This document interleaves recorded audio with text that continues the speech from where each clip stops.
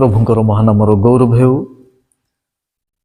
आउ एक अध्याय रे आपण मानकु मु स्वागत करे।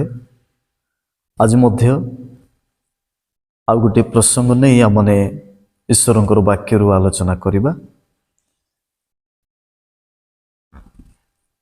ईश्वरंकर वाक्य आमानकु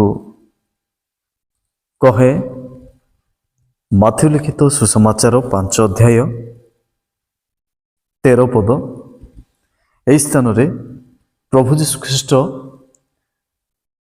ए प्रकार कहउछंती, तुम्भे माने पृथ्वीर लवण, किंतु लवण जदि स्वादविहीन हुए तेबे ताहा काहिरे लवणत्व युक्त हेबो, ताहा आउ कौनसी कार्ययोग्य नुहे, केवल बाहरे पका जाए लोकमानक पाद तले दलित हेबार योग्य।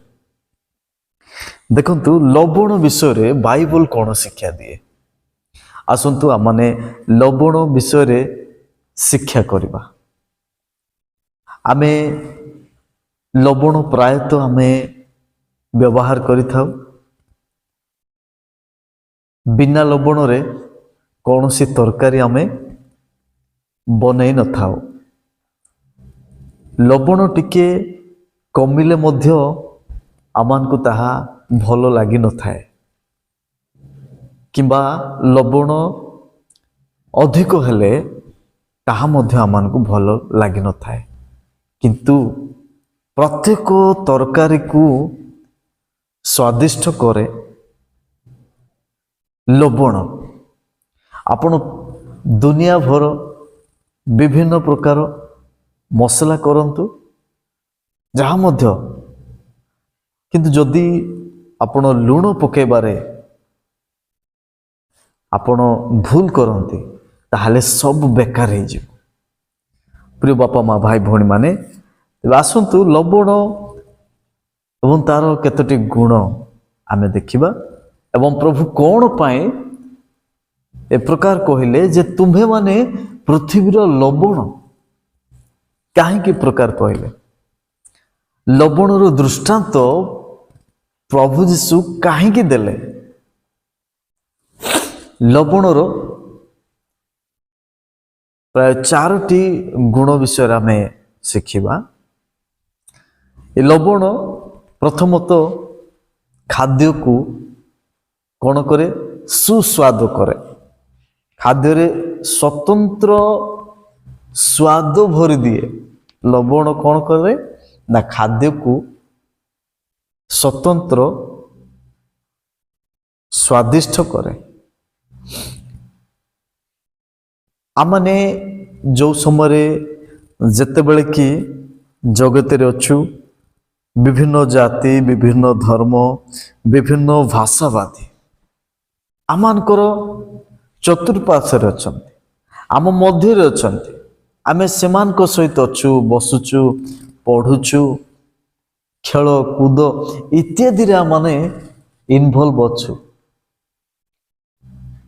प्रिय बापा माँ भाई भौणी माने प्रभु यह कहवा पाई चाहती, लवण जेपरी स्वादिष्ट करे खाद्य को, एक स्वतंत्र स्वाद आनी दिए खाद्य रे, से प्रकार आमर कम्युनिटी रे, आमे जो सोसाइटी रे रहूचु, आमे जो अंचल रे, आम जो देश रे रहूचु, आमर जीवन मध्य प्रत्येक को स्वादिष्ट करू। आमे प्रत्येक जीवन रे स्वाद भरी देवा, यह प्रभु चाहती आमान को जीवन रो। यस, एटा प्रभु आमान को जीवन रो चाहती। आमे अन्य मान को पाई स्वादिष्ट हो, अन्य मान को ठारा माने स्वाद भरी दे, यह प्रभु चाहती। गोटे वाक्य पढ़िबा माने कलोसियो 4 अध्याय 6 पद। वाक्य रे लिखा जाए, तुम्भमानक वाक्य सर्वदा मनोहर पुणी लवण रे स्वादयुक्त हेउ, जेपरी काहाकू किपरि उत्तर देबाकू हुए ताहा जानी पार। आमे अनेक समय ए प्रकार भूल कर बसी थाओ। कौन आमे काहाकू कि प्रकार उत्तर देउ, कहा संगे कि प्रकार कथा भाषा हो, सेथिरे त्रुटि हुए ଯଦି ତ୍ରୁଟି ହୁଏ ତାହେଲେ ଆମମାନେ ତାଙ୍କ ସହିତ ପରସ୍ପର ସମ୍ପର୍କ ମଧ୍ୟରେ ଫାଟ ସୃଷ୍ଟି ହେଉଅଛି। ଏଇଠି ସମ୍ପୂର୍ଣ୍ଣ କ୍ଲିଅର ଲେଖା ହେଇଛି, ତୁମମାନଙ୍କର ବାକ୍ୟ ସର୍ବଦା ମନୋହର ହେଉ। ମନକୁ ମୋହିତ କରୁ ଆପଣଙ୍କର ଭାଷା, ଆପଣଙ୍କର ଉଚ୍ଚାରଣ, ଆପଣଙ୍କର ଆଚରଣ। ଆପଣଙ୍କର କଥା ଶୁଣିବା ପାଇଁ ଅନେକ ଅପେକ୍ଷା କରନ୍ତୁ। ଆପଣଙ୍କର ଭାଷା, ଆପଣଙ୍କର କଥା ଶୈଳୀକୁ ଶୁଣିବା ପାଇଁ ଅନେକ ପାଗଳ ହୁଅନ୍ତୁ, ଆକର୍ଷିତ ହୁଅନ୍ତୁ। ମନୋହର ହେଉ ବୋଲି ଲେଖା ହେଇଛି ଆପଣଙ୍କର କଥା। ଆପଣଙ୍କର ଅନେକ ସମୟରେ ଆମେ ଦେଖୁଛୁ କଥାବାର୍ତ୍ତା ହିଁ ବାଧିଥାଏ। ଅନେକ ସ୍ଥାନରେ ଆପଣ ଯାଇଛନ୍ତି, ଯେକୌଣସି ଅଭିଯୋଗ, ଯେକୌଣସି ବିଷୟକୁ ନେଇ ଉପସ୍ଥାପନ କରିବା ପାଇଁ ସେମାନଙ୍କର କଟୁ କଥା ହିଁ ଆମମାନଙ୍କୁ ବାଧିଥାଏ। ଆମେ ସେ ପ୍ରକାର ନ ହଉ। ବାଇବଲ ଆମମାନଙ୍କୁ ଶିକ୍ଷା ଦିଏ, ଆମମାନେ ଯେପରି ପ୍ରତ୍ୟେକଙ୍କ ନିକଟରେ ସ୍ୱାଦ ଭରିଦେଉ, ମନକୁ ଛୁଇଁଲା ଭଳି ଆମମାନଙ୍କର କଥା ହେଉ, ଆମମାନଙ୍କର ଭାଷା ହେଉ, ପୁଣି ଲବଣରେ ସ୍ୱାଦଯୁକ୍ତ ହେଉ। ଏଠି ଲବଣକୁ ବ୍ୟବହାର ହେଉଛି ଲବଣ ପରି ସ୍ୱାଦିଷ୍ଟ ହେବା ପାଇଁ। ଆମେ ଲବଣ ଠାରୁ ଏହା ଶିକ୍ଷା କରୁ ମୋର ପ୍ରିୟ ଭାଇ ଓ ଭଉଣୀମାନେ। ତେଣୁ ଆଉ ଗୋଟିଏ ଯଦି ଆମମାନେ ଏଫେସୀୟ 4:29 ପାଠ କରୁ, ଏଇଠି ଲେଖାଯାଏ, ତୁମ୍ଭମାନଙ୍କ ମୁଖରୁ କୌଣସି କୁବାକ୍ୟ ନିର୍ଗତ ନ ହେଉ। ମନେ ରଖନ୍ତୁ, ଯେଉଁ ସୋସାଇଟିରେ ଆପଣ ଅଛନ୍ତି, ମୁଁ ଅଛି, ଯେଉଁ ରାଜ୍ୟ, ଯେଉଁ ଦେଶରେ ଅଛୁ, ଆମମାନେ ଆମମାନଙ୍କର ଜିହ୍ବାକୁ ନିୟନ୍ତ୍ରଣରେ ରଖୁ। କଥାକେ କୁବାକ୍ୟ ନ ବାହାରୁ, ଅଶ୍ଳୀଳ ଭାଷା ନ ବାହାରୁ। ଆଜିକାଲି ଆମମାନେ ଯେଉଁମାନେ ସୋସିଆଲ ମିଡ଼ିଆ ୟୁଜ୍ କରୁଛୁ, ଆମେ ଦେଖୁଥିବା ସେମାନେ ପବ୍ଲିକରେ ଏପରି ଅଶ୍ଳୀଳ ଭାଷାକୁ ବ୍ୟବହାର କରୁଛନ୍ତି। ଅନେକ ପରିବାରରେ ଭାଷା ବ୍ୟବହାର ହେଉଛି, କୁବାକ୍ୟ କଥା। ସମାଜରେ, ପବ୍ଲିକ ପ୍ଲେସରେ ଏପରି ନ ହେଉ। ଏହାର ପ୍ରଭାବ ଅନେକ ପିଲାମାନଙ୍କ ଉପରେ ପଡ଼ୁଛି। ଏହାର ପ୍ରଭାବ ଭଲ ସୋସାଇଟିର ପରିବେଶକୁ ନଷ୍ଟ କରୁଛି। ପ୍ରିୟମାନେ, ବାଇବଲ ଆମମାନଙ୍କୁ ଶିକ୍ଷା ଦିଏ ଯେ କୌଣସି କ୍ଷେତ୍ରରେ ମଧ୍ୟ କୁବାକ୍ୟ ନିର୍ଗତ ନ ହେଉ, ବରଞ୍ଚ ଆବଶ୍ୟକତା ଅନୁସାରେ ନିଷ୍ଠାଜନକ ବାକ୍ୟ ନିର୍ଗତ ହେଉ। ଯେତିକି ଆବଶ୍ୟକ, ଯେଉଁଠି ଆବଶ୍ୟକ, ଆମେ ସେତିକି କଥା କହିବା ପାଇଁ ଚେଷ୍ଟା କରୁ। ଆମେ କୌଣସି ବିଷୟରେ ଆଲୋଚନା କରିବା ସମୟରେ ଅନ୍ୟାନ୍ୟ ବିଷୟ ଆଲୋଚନା କରୁ ଏବଂ ଅଯଥା ଅବାନ୍ତର ବିଷୟକୁ ଆଲୋଚନା କରି ଆମେ ସମୟ ନଷ୍ଟ କରିଥାଉ। ଏହା ଉପରେ ଧ୍ୟାନ ଦେବା ପାଇଁ ଆଜି ଆମମାନଙ୍କୁ ହବ, ଆମମାନଙ୍କର ଜିହ୍ବାକୁ ରୋକ ଲଗାଇବାକୁ ପଡ଼ିବ। ଅଶ୍ଳୀଳ ଭାଷାକୁ ଆମମାନେ ରୋକ ଲଗାଇବାକୁ ପଡ଼ିବ। ଆମମାନଙ୍କୁ ମୁଖରେ ନିଷ୍ଠାଜନକ ବାକ୍ୟ, ଆବଶ୍ୟକ ବାକ୍ୟ ଉଚ୍ଚାରଣ ହେବା ଆବଶ୍ୟକ। ପ୍ରିୟ ବାପା ମା, ଭାଇ ଭଉଣୀମାନେ, ଆମମାନେ ଯେପରି ଅନେକ ଲୋକଙ୍କ ସମ୍ମୁଖରେ ସ୍ୱାଦିଷ୍ଟ ହୋଇପାରିବା, ସେମାନଙ୍କ ମଧ୍ୟରେ ସ୍ୱାଦ ଭରି ଦେଇପାରିବା, ଏ ପ୍ରକାର ଆମମାନେ କ'ଣ କରୁ ନା ଉଚ୍ଚାରଣ କରୁ ଆମର କଥାବାର୍ତ୍ତାରେ।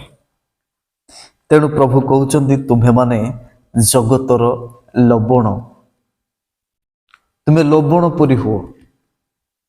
ମାର୍କ 9:50 ଲବଣ ତ ଉତ୍ତମ, କିନ୍ତୁ ତାହା ଯଦି ସ୍ୱାଦବିହୀନ ହୁଏ, ତାହା କାହିଁରେ କୋଉଠି ଯୋଗ୍ୟ ହବ, ବ୍ୟବହାର ଯୋଗ୍ୟ ହବ? କେବେ ନାହିଁ। ଏଠି ଆମେ ଦେଖୁ द्वितीय विषय लवण कौन करे आउ गोटे गुण जे मांस को शीघ्र नष्ट हेबाकू देव नाही। लवण कौन करे मांस को शीघ्र नष्ट हेबाकू देव नाही, ताकू संरक्षण करे, सतेजता आनी दिए। ठीक से प्रकार ईश्वरंकर लोक माने, प्रभु को भय करथुवा लोक माने अधार्मिकतार प्रभाव को प्रतिहित करने आवश्यक। लवण जेपरी संरक्षण करे, लवण जेपरी सतेजता आने, नष्ट हेबाकू दिए नाही। तेणु आम सोसाइटी रे, आम गाँ, आम सहर, आम परिवार रे आमाने मध्य अधार्मिक विषय को प्रतिहत करने को पड़िबो। तृतीय लवणर आउ गोटे गुण जे से शुद्धता आनी दिए। जेकोसी आघात लगी शरीर रे किबा आउ कौन विषय घटी अच्छी, थरे आपण लवण रे जदि व्यवहार करिवे, वाश करिवे, ताहा संपूर्ण शुद्ध करिथाए। एवं पुरातन नियम रे अनेके लवण को शुद्धता पाई व्यवहार करुथिले। प्रिय माने शुद्ध ओ परिष्कार निमंते व्यवहारिक गोटे लवण ताहा संपादन करिथाए। अन्य पक्षरे लवण आमको शुद्धतार नमूना को दर्शाए।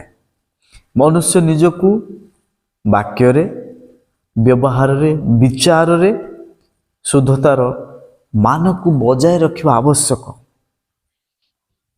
निजर कथा रे, व्यवहार रे, आचरण रे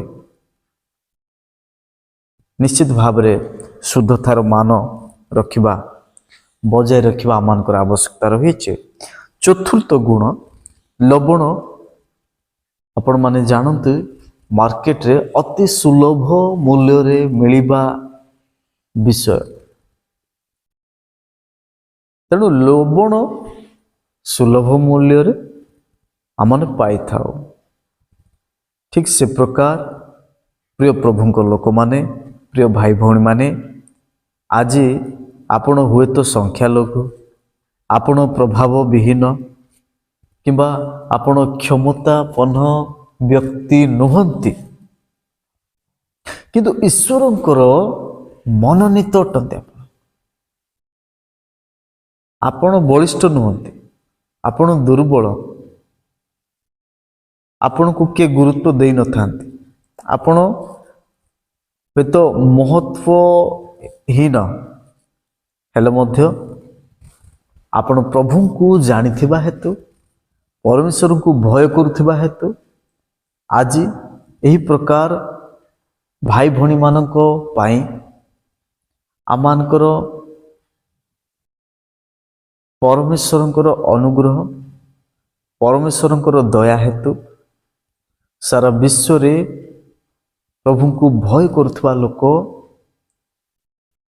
निजर प्रभाव को प्रसार करि पारिछंती, विस्तार करि पारिछंती।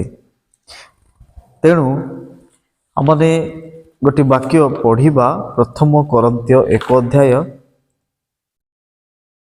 26।